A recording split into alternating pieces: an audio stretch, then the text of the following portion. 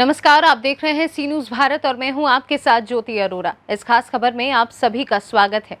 रोहतास जिले के करगहर थाना क्षेत्र के बबनी गांव में 27 जून को योगेंद्र प्रजापति अपनी मजदूरी का बकाया पैसा मांगने पर दबंगों ने मार दी थी गोली।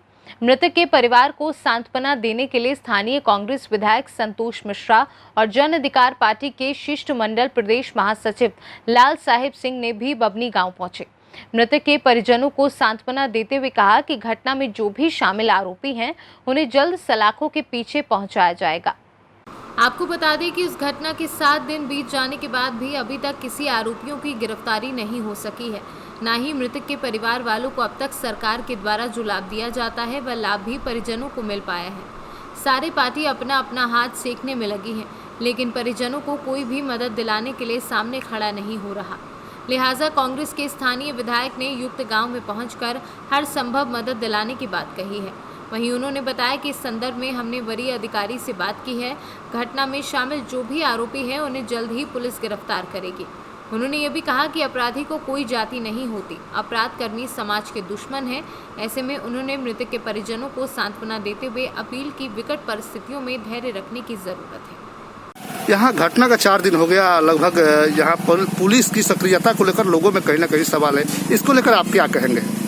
देखिए, जहाँ तक सबसे बड़ी बात है कि बहुत ही दुखद घटना हुई और बिना किसी बात के अगर किसी की हत्या हो जाती है तो ये सारा दोष अगर एक तरह से देखा जाए तो हमारे समाज का है। और पता नहीं किस तरह की संस्कृति में हम लोग जो युवा वर्ग के लोग हैं, भाई कोई वो जिस व्यक्ति ने गोली चलाया और जिस व्यक्ति को गोली लगी, दोनों लोग के उम्र में मतलब बहुत ज़्यादा फर्क नहीं था। अगर देखा था 40-42 साल के वो भी थे, 40-42 साल के लगभग में वो भी आदमी था। तो जहाँ तक पुलिस की सक्रियता की बात है तो जिस दिन से पहले दिन से 28 तारीख को जब मृत्यु हुई है उनकी, उसी दिन से उनके मतलब संपर्क में हूँ मैं। एएसपी, एसपी और थाना प्रभारी के भी। थाना प्रभारी की छुट्टी भी रद्द की गई, इसी कारण से थाना प्रभारी को वापस बुलाया गया। और जब कोई फरार हो जाता है तो उसमें थोड़ा समय लगता है, गिरफ्तारी में बहुत सारी प्रक्रिया होती हैं। तो मुझे लगता है कि जिस प्रकार से हम लोग बातचीत कर रहे हैं, अभी सामने ही एएसपी से बात हुई मेरी। एएसपी उन्होंने खुद कहा कि हम खुद इसको मॉनिटर कर रहे हैं। थाना प्रभारी से भी मेरी बात हुई है। कुर्की जब्ती के लिए थाना प्रभारी ने ऑलरेडी दे दिया है आवेदन कोर्ट में और सोमवार तक ये मामला कुर्की जब्ती वाला भी हो जाएगा। तो अगर कुछ और कमी रह जाती है, यहाँ तक कि मैंने बात की करगहर थाना प्रभारी को भी ये इंस्ट्रक्शन दिया है कि यहाँ गश्ती भी बढ़ाएं, परिवार की सुरक्षा को भी ध्यान में रखें और बभनी बाजार में जो शांति और सौहार्द है, मतलब ऐसा नहीं लोगों को महसूस होना चाहिए कि दो पक्षों के बीच की ये लड़ाई हो गई है। तो इसके बारे में भी फिर गश्ती तो खैर पुलिस पार्टी तो यहाँ मौजूद रहती है, लेकिन उसको थोड़ा और सक्रिय करने के लिए अभी मैंने बात भी की है। अगर कोई कमी और कुछ नज़र आती है आपके द्वारा, यहाँ के लोगों के द्वारा, परिवार के द्वारा अगर कुछ बताया जाता है कि हाँ ये कमी है, प्रशासन हमको इस तरह का नहीं मदद कर रहा है, तो उसमें तत्पर होके, ये मैं दृढ़ प्रतिज्ञ रूप से कह रहा हूँ, तत्पर होके इनकी मदद करूँगा।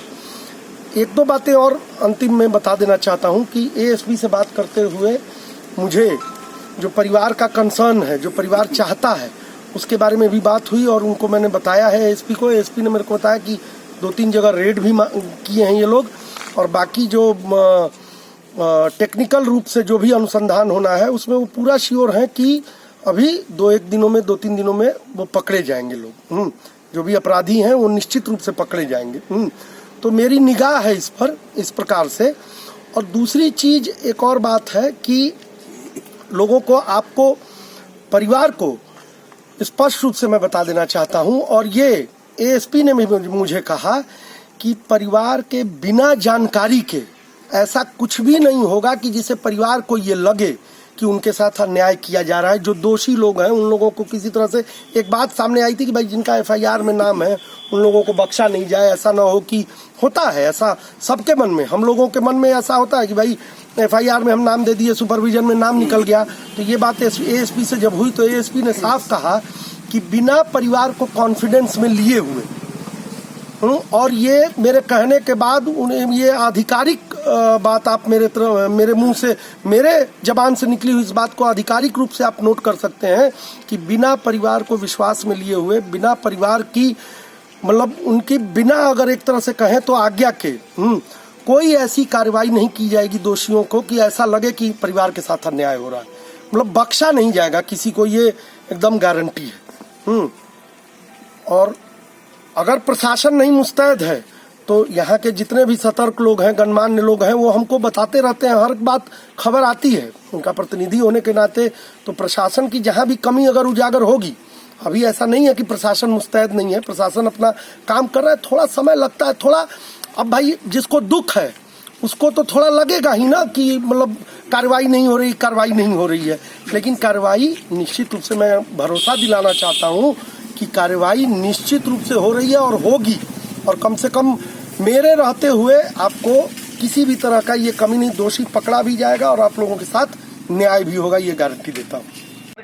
हम लोग पहले उनका काम क्रिया कराएंगे, उनका श्राद्ध कराएंगे, और यदि काम क्रिया से पहले यदि अपराधियों की गिरफ्तारी नहीं होती है तो मैं इस पीड़ित परिवार को पार्टी के तरफ से मैं आश्वासन देना चाहता हूं कि यदि नहीं अरेस्टिंग होती है तो रोहतास के सड़क और रोहतास के जिला पदाधिकारी महोदय का हम लोग चरो और मरो के साथ हम लोग रोड पर आकर के आंदोलन करेंगे, और जब तक उसकी गिरफ्तारी नहीं होती है तब तक हम लोग रोड पर आकर के आंदोलन करते रहेंगे।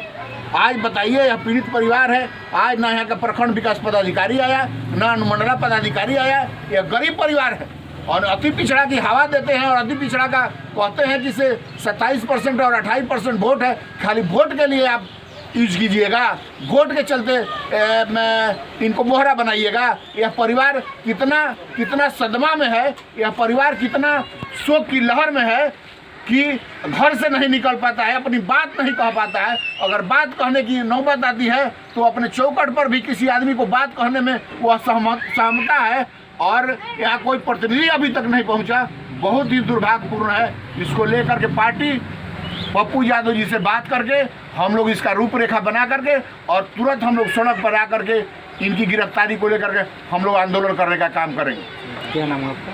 हम लाल साहेब सिंह, जन अधिकार पार्टी के बिहार प्रदेश के महासचिव हैं, और मेरे साथ में राम असरे जी हैं, जिला उपाध्यक्ष हैं, और कमलेश पाठक जी हैं, और चंचल दुबे जी हैं।